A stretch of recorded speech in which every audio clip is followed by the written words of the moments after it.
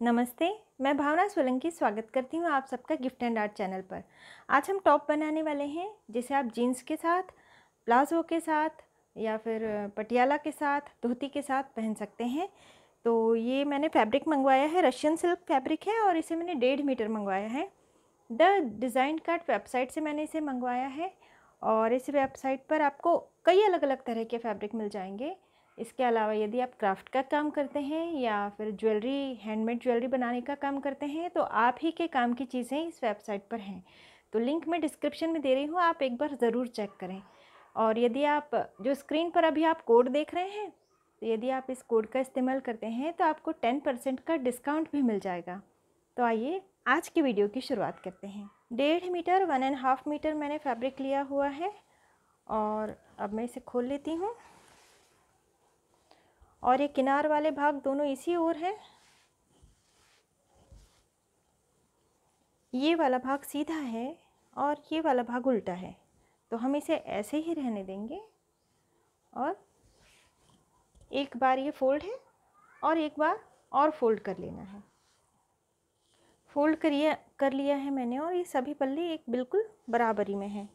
अब हमें लंबाई लेनी है, तो जिस तरह से ब्लाउज़ की लंबाई होती है जितनी हम लेते हैं, लगभग उससे 1 इंच हमें ज़्यादा लेना है। तो यहाँ पे पहले एक मैं सीधी लाइन ड्रॉ कर लेती हूँ और यहाँ से अब मैं नाप लेती हूँ 15 इंच, 15 इंच। और अब एक लाइन यहाँ पे भी ड्रॉ कर लेनी है और फिर इसे कट कर लेना है।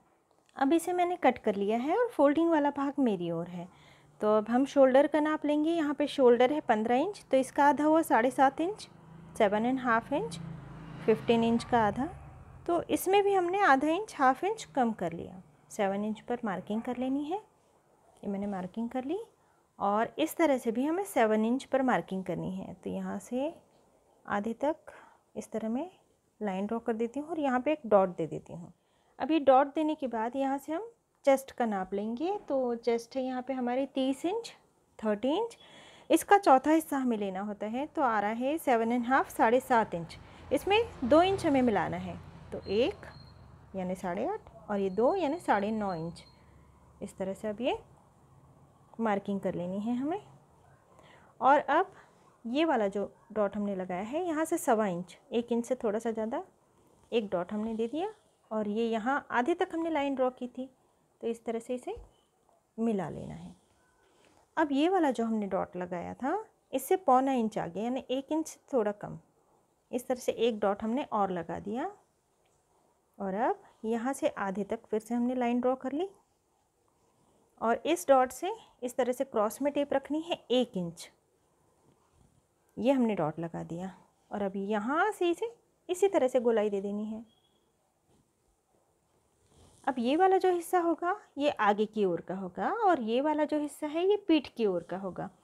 यहाँ पे हमने जितना नाप लिया है, कमर का साइज़ कम होता है लेकिन यहाँ पे भी हमें उतना ही नाप लेना है। यहाँ पे 9.5 है, तो यहाँ पे भी 9.5, 9.5 इंच पर ही मार्किंग करनी है, क्योंकि यहाँ पे टक्स आएंगे तो ये बराबर हो जाएगा। एक लाइन ड्रॉ कर लेती हूँ मैं। और हम बोट नेक बनाने वाले हैं इसमें, तो इसे मैं बकरम से करूँगी ताकि इसमें एक फिनिशिंग रहे। तो अभी मैं इसे कट नहीं कर रही हूँ, केवल इतना भाग हमें कट कर लेना है, ये और ये पहले कट करती हूँ। अब ये भाग कट करने के बाद जो पीछे वाला पल्ला है, यानी ये भाग हमने पीछे वाला कट कर लिया, तो ये पीछे वाला पल्ला हमें हटा देना है। और ये जो सामने वाला पल्ला है, इसका भी ये बगल वाला भाग हमें कट कर लेना है। अब ये भाग कट हो गया है, अब हम नीचे वाला भाग इसके कट करेंगे। तो पहले हमें इसका नाप ले लेना है। तो ये लगभग 9.5 इंच का था, तो इसे अब मैं साइड में रख देती हूँ। और जो 9.5 इंच हमने नाप लिया है उसी को ध्यान में रख के हम इस भाग को भी कट करेंगे। तो सबसे पहले इसे बराबर कर लेना है, जो भाग है इसे बराबर करने के बाद अब ये जो फोल्डिंग वाला भाग है इस भाग को पलटा लेना है।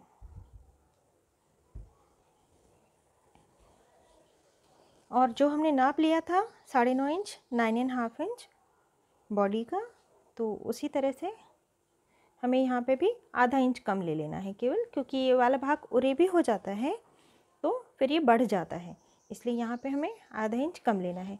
किस तरह से हमने रखा, इस तरह से क्रॉस में, यानी ये वाला भाग और ये वाला भाग बिल्कुल बराबर होना चाहिए। इस तरह से नहीं रखना है हमें कि ये भाग बड़ा हो गया और ये वाला छोटा, बिल्कुल बराबर ही में रखना है, लेकिन आधा इंच कम। यानी वो वाला भाग 9.5 था तो ये हमने 9 इंच तक इस तरह से इसे रख लिया। जो बीच वाला भाग है यहाँ पे हमने नीचे की ओर मार्किंग की और साइड में हमने ऊपर की ओर मार्किंग की टेप में। इस तरह से हमें इसे थोड़ी सी गोलाई दे देनी है, हल्की सी, यानी नीचे की ओर हमने डॉट लगाया तो ये गोलाई आ गई और इससे इसकी लंबाई बढ़ जाती है। और अभी आप देखेंगे ये लगभग 10 इंच जितना हो गया है। अब हम इसे कट कर लेंगे। इस भाग को कट करने के बाद अब यहाँ से भी हमें बिल्कुल सीधा कट कर लेना है।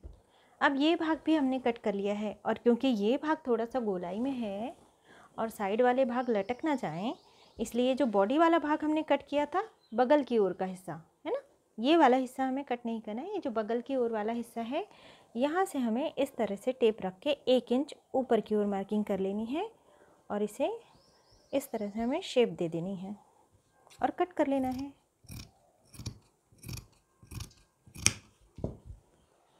अब ये जो कपड़ा बचा हुआ है, इस ओर से फोल्डिंग वाला भाग है, इस भाग को मैं मेरी ओर ले लेती हूँ और इसे फोल्ड करना है हमें 9 इंच। तो अब मैं नाप ले लेती हूँ, ये 9 इंच का फोल्ड हो गया है। और अब हमें कोहनी तक की जो बाही होती है हमारी, इसका नाप लेना है। तो ये है 9.5 इंच, इसमें आधा इंच और प्लस कर देना है। आधा इंच और मिलाने के बाद 10 इंच पर मैंने मार्किंग कर ली है। और अब ये वाला जो भाग है, यहाँ से 3.5 इंच नीचे जाना है हमें, 3.5 इंच नीचे जाना है और यहाँ से 2 इंच बिल्कुल सीधा आ जाना है। और इसके बाद यहाँ पे हमें इस तरह से शेप दे देनी है। यदि शेप देने में आपको दिक्कत हो रही है तो पहले एक सीधी लाइन ड्रॉ कर लें इस तरह से, और बीच वाले भाग से 1 इंच ऊपर या 0.25 इंच ऊपर, यानी 1 इंच से थोड़ा कम, इस तरह से मार्किंग कर लेनी चाहिए। और अब ये जो नीचे वाला भाग है, यहाँ पे मैं 6 इंच ले लेती हूँ, 6 इंच लाइन ड्रॉ कर ली है मैंने। और अब इस भाग से इस भाग को मिला देना है और कट कर लेना है। अब इस भाग को कट करने के बाद बिल्कुल जो बीच वाला भाग है, यहाँ पे हमें कट दे देना है और इसके बाद बाही को खोल लेना है, यानी इस तरह से दोनों बाही ये अलग अलग हैं। और अब ये वाला जो भाग है, किसी भी एक ओर का, इस ओर का या उस ओर का, अब इसे हमें फिर से शेप देनी है थोड़ी सी नीचे की ओर से।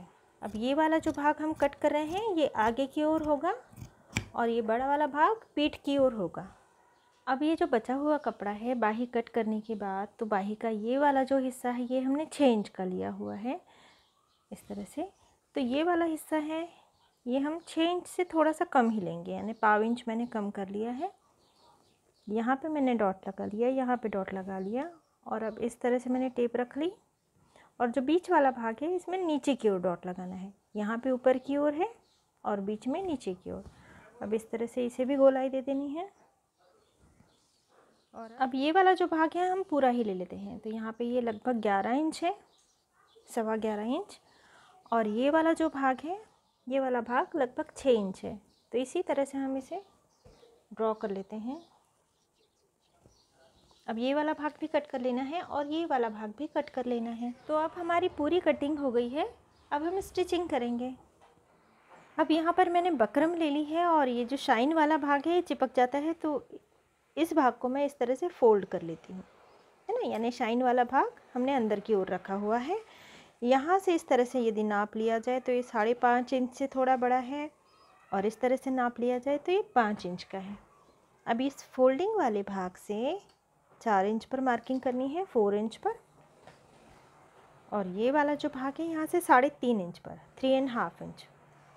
और अब यहाँ से लगभग 1.5 इंच में ले रही हूँ, इस तरह से आप शेप दे देनी है। और इसके बाद इस तरह से रखकर मैं 1.5 इंच पर, 1 इंच लिया जाए तो भी चलता है, लेकिन 1.5 इंच में ले रही हूँ। इस तरह से नहीं रखना है, जहाँ पे हम जा रहे हैं बिल्कुल सीधा रखना है और फिर मार्किंग कर लेनी है और इसे कट कर लेना है। अभी हमने कट कर लिया है और ये आगे वाला गला हमने रेडी कर लिया है। अब यही भाग को मैं इस पर रख लूँगी। एक दूसरा भाग मैंने इसी तरह से फोल्ड करके रखा हुआ है और अब ये वाला जो भाग है जो हमने कट कर लिया है 1 इंच इससे छोटा लेना है हमें।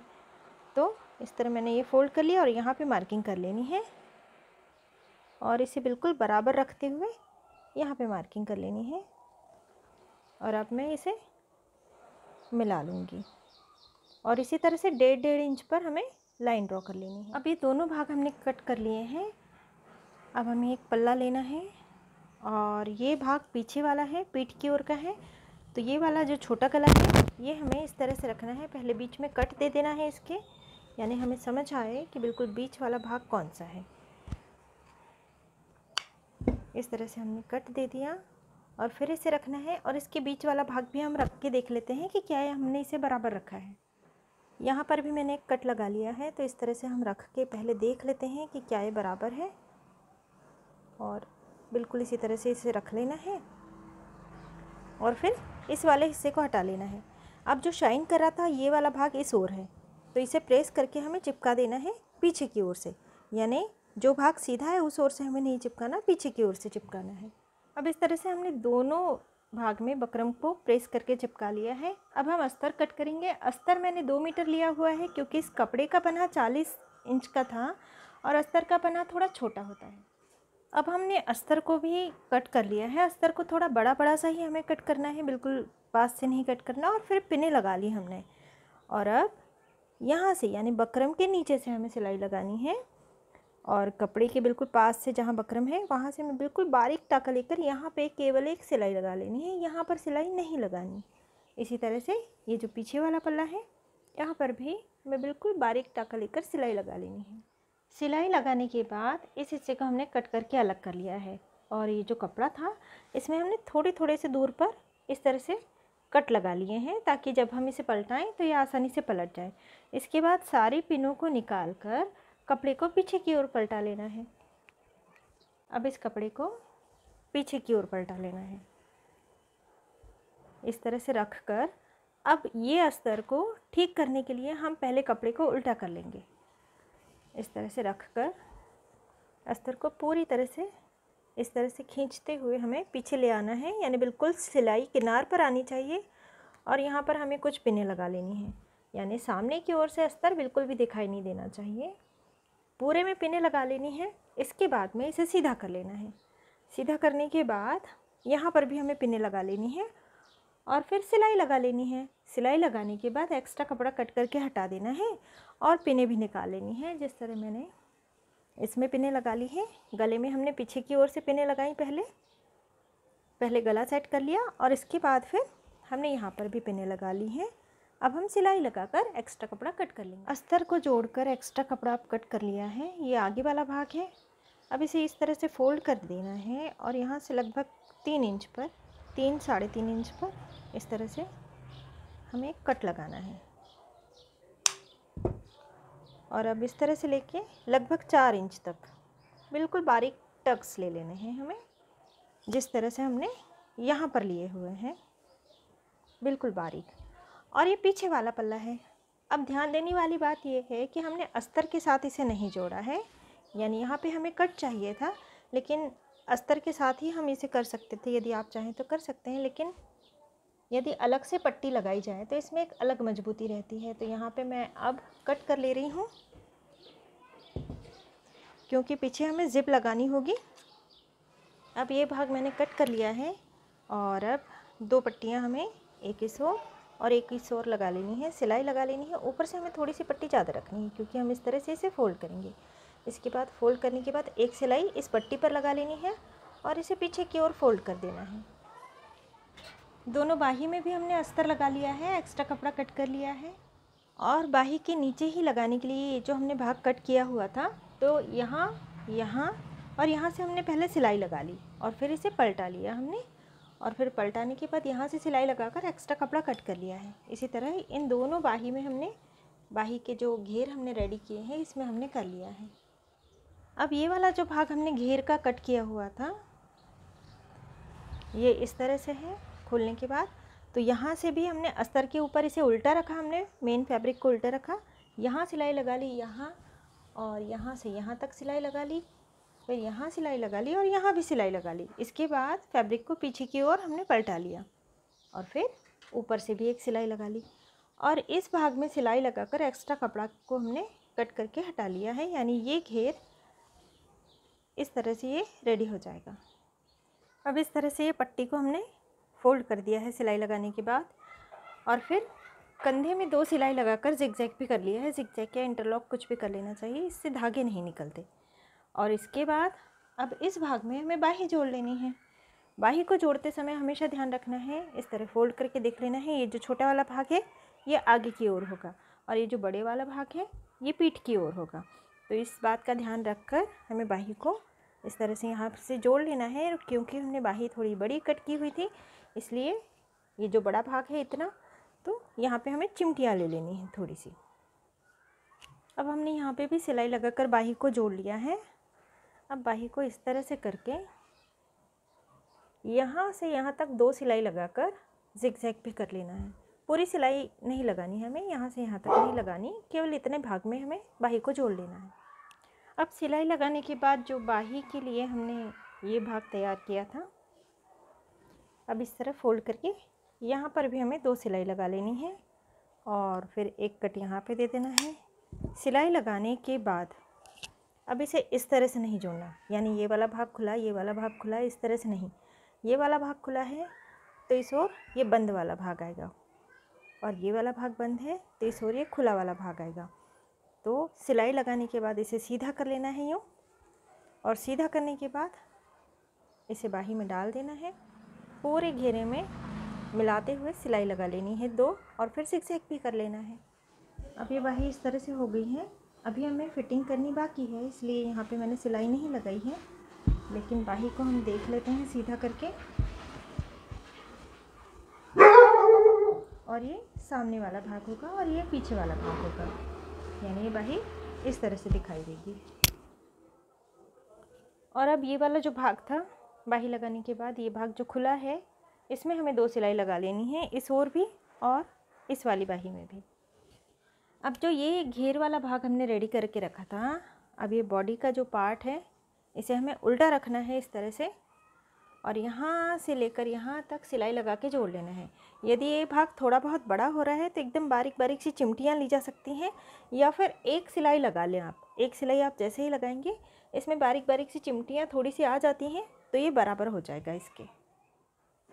अब पूरा कमर घेर जोड़ लेने के बाद अब हमें चेन लगानी है। तो यहाँ पे मैंने चेन ले ली है और इसे हमें थोड़ा नीचे से लगाना है इस तरह से, यहाँ से, क्योंकि ऊपर की ओर हम एक हुक लगाएंगे। तो यहाँ से इस तरह से हम चेन को लगा लेंगे।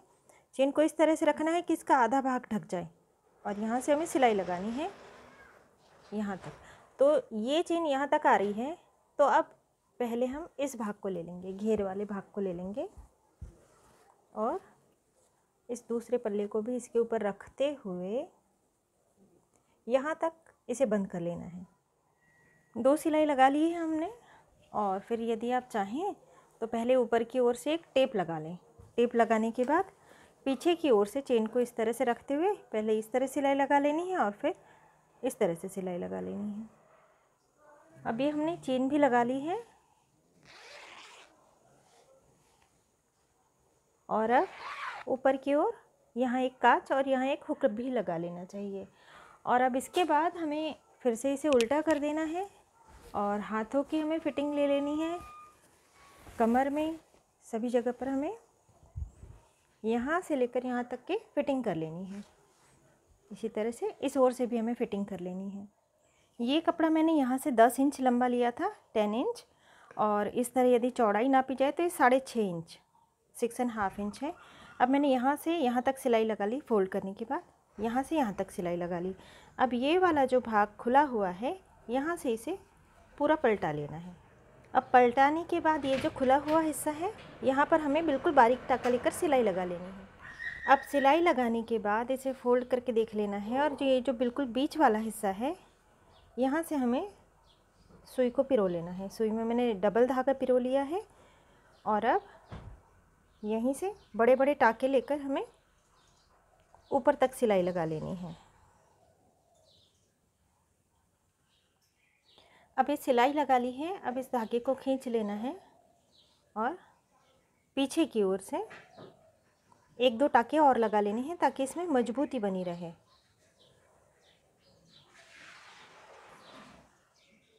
पीछे की ओर से हमने टाके लगा लिए हैं। अब इसे बिल्कुल इसी तरह से बाही का ये जो जॉइंट वाला भाग है, यानी ये बाही इस तरह से है और ये जो छोटा वाला भाग है, यहाँ पर हमें इस बो को सुई धागे से टाक के लगा देना है।